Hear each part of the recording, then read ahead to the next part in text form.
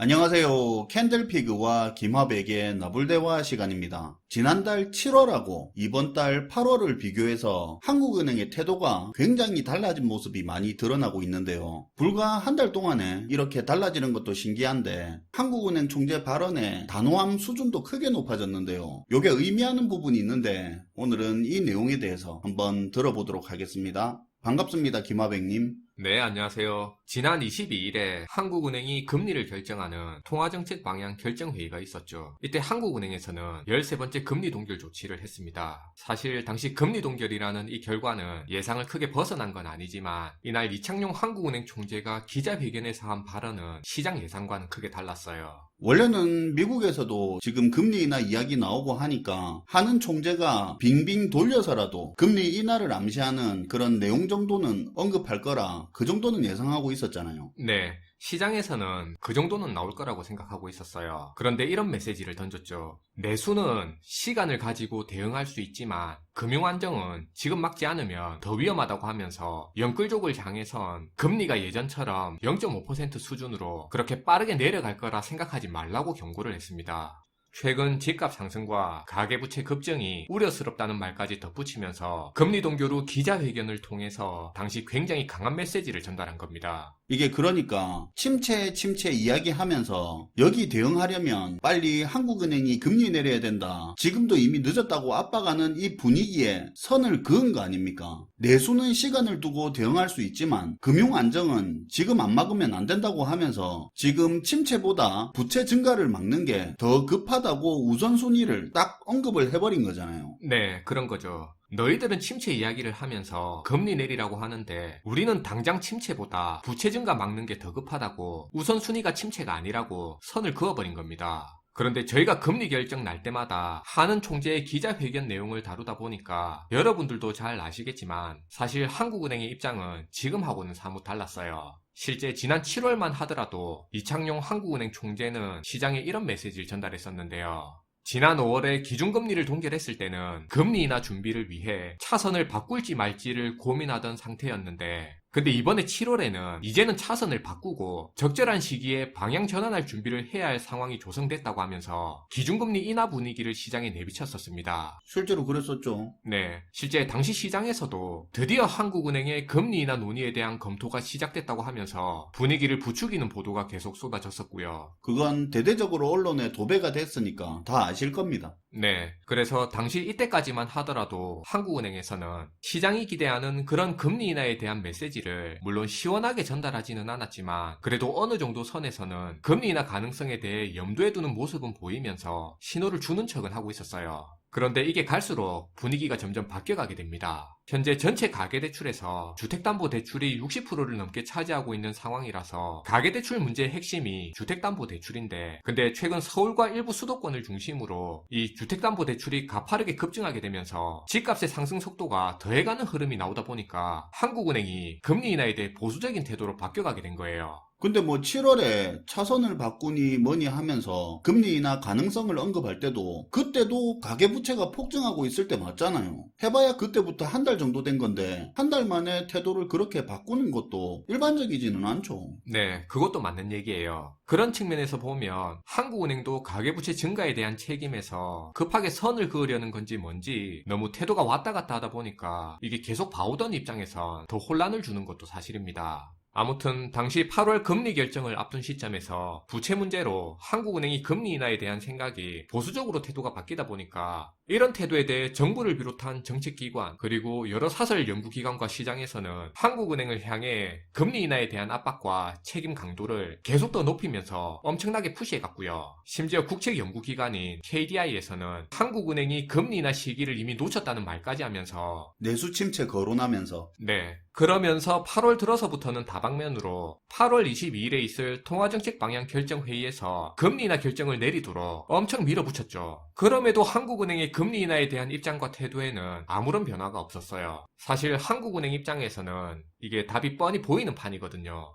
정부나 정책연구기관을 비롯해서 정부 측과 연관된 이 사람들이 지금이야 경기 침체 우려로 당장은 금리 인하가 급하다, 빨리 금리 내려라 하면서 그렇게 주장하겠지만, 그런데 한국은행이 이 사람들 말처럼 미국보다 선제적으로 조기 금리 인하를 했다가 만약에 부작용이라도 생기면, 예를 들어 그렇게 우려하던 가계부채 문제가 더 심각해지면 전부 한국은행 때문에 그렇게 된 것처럼 독박을 쓸 수도 있는 거고, 이뿐만이 아니라 상황에 따라 물가 문제가 다시 재점화될 수도 있는 겁니다. 환율 문제가 생길 수도 있는 거고요. 이렇게 되면 이제는 금리 인하하라고 압박하던 그 사람들이 언제 그랬냐는 듯이 말을 싹 바꿔 태도를 확 돌변할 수도 있단 말이에요. 한국은행이 조급하게 금리를 내리는 바람에 가계부채가 폭증하게 됐다, 물가 문제가 재점화됐다, 환율 불안을 야기했다고 하면서 이런 식으로 한국은행한테 책임 다 떠넘기면서 비판의 날을 세울 수도 있는 겁니다. 그리고 여태까지 정부가 원인 제공에서 생긴 모든 문제들까지도 다 뒤집었을 수도 있는 상황이고요. 그러니까 한국은행 입장에서는 금리 인하를 쉽게 할 수가 없는 거죠. 지금 상황에선 정말로 금리를 내려야 할 시점이라 하더라도 미국이 금리를 내리는 거 일단 보고 이제 그게 확인되고 나면 그때 따라 움직이는 게 한국은행 입장에서는 그나마 문제가 생기더라도 최소한 변명할 거리라도 있는 선택이거든요.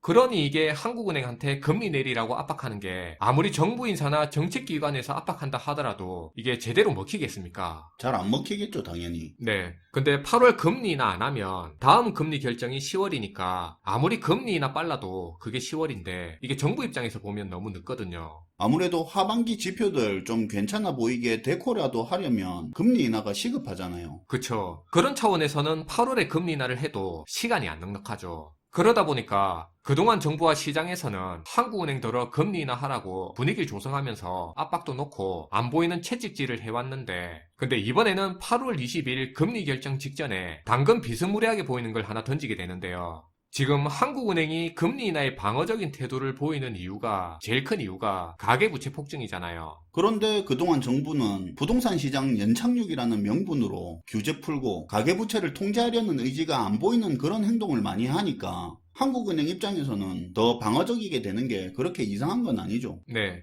그러다 보니까 정부가 가계부채 관리 방안이라는 걸 발표해서 가계부채 관리에 대한 의지를 보여주게 됩니다. 한국은행 금리 결정 하루 전에. 네, 이게 개인적으로는 이렇게 보인다고 했는데요. 정부가 금리 결정을 하루 앞둔 한국은행한테 일종의 메시지를 보낸 것처럼 보인다고 했는데요. 예를 들면 이런 내용인 거죠. 너희들이 지금 제일 걱정하는 게 가계대출 아니냐. 가계대출이 그렇게 걱정이니까 우리가 이번에 이렇게까지 해줄게. 너희도 좀 긍정적으로 금리 인하 고려해주라 하면서 유하게 다가간 거죠. 물론 그 시점에 한국은행의 금리 인하를 기대했다기보다는 금리 인하에 대한 소수 의견 정도라도 나오기를 기대했겠죠. 그것도 엄청 큰 거니까. 그냥 기자회견에서 차선을 바꿀지 고려한다느니 그런 거하고는 차원이 다른 이야기니까. 네, 금리 결정하는 회의에서 금리 인하 의견 안 나온 지 1년이 넘었는데, 근데 이때 소수 의견이라도 등장하게 되면은 이게 금리 인하로 통화정책의 방향성이 곧 바뀔 것처럼 그렇게 보이거든요. 근데 지금까지는 계속 만장일치였죠. 금리 동결. 그쵸. 근데 다 아시는 것처럼 금리 인하에 대한 소수 의견조차 없었고, 한국은행 총재는 기자회견에서 오히려 예전보다 더 금리 인하 기대하지 말라고 더 단호하게 얘기했단 말이에요.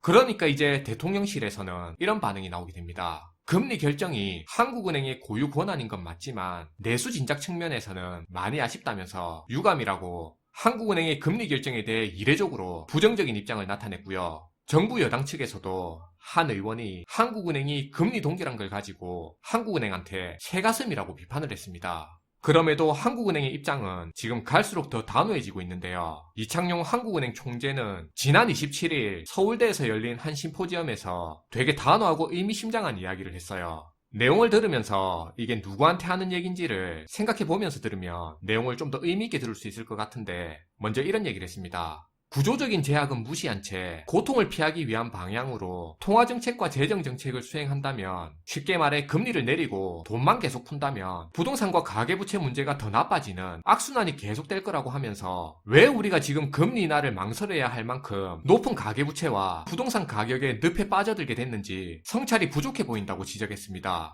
그러면서 그동안은 손쉬운 재정정책과 통화정책을 통해서 임시 방편으로 위기를 모면하고 정작 꼭 필요하지만 고통이 수반되는 구조조정은 미뤄왔다는 생각을 지울 수가 없다고 비판했어요.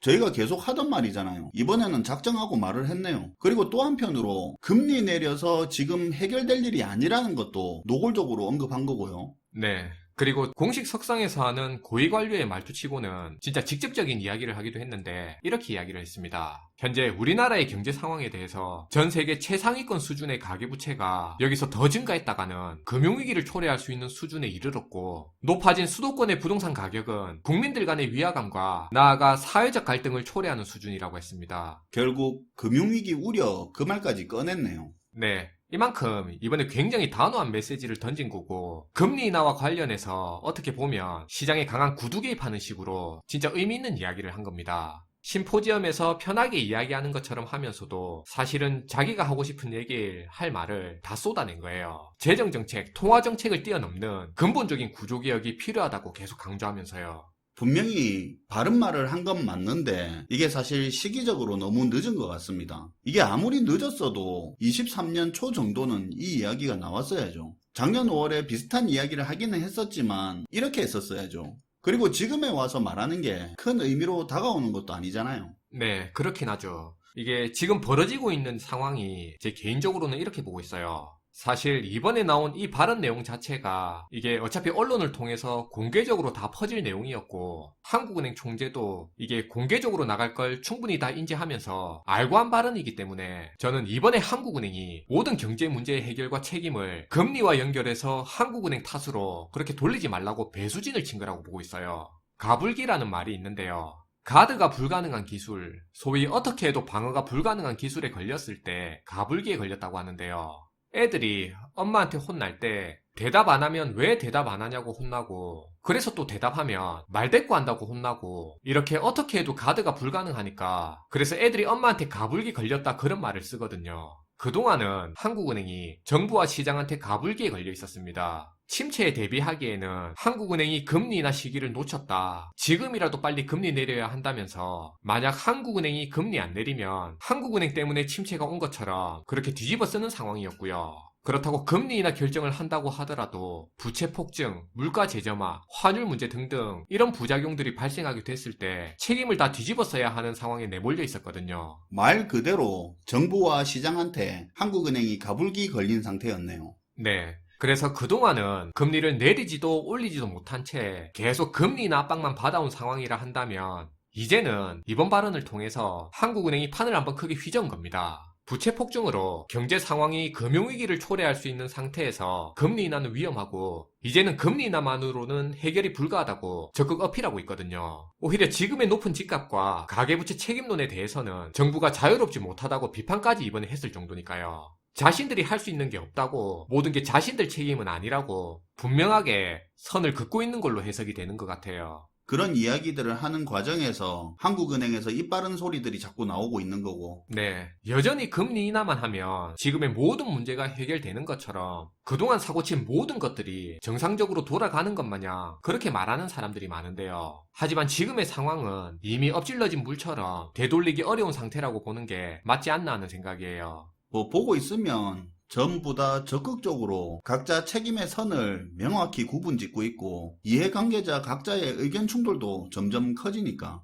네, 지금은 정부와 한국은행 간의 의견 대립과 책임 전가가 이슈지만, 여기서 상황이 조금 더 진행되면 정부 내 기관들 사이에서도 볼멘 소리와 의견 대립이 나올 겁니다. 은행권에서도 그동안 참고 있던 노골적인 불만도 곧 표출될 가능성이 크고요. 그리고 이런 과정들은 경제 문제가 어느 한계점을 넘어갈 때 항상 비슷하게 나타나는 과정이란 부분도 우리가 생각을 할 필요가 있을 것 같습니다.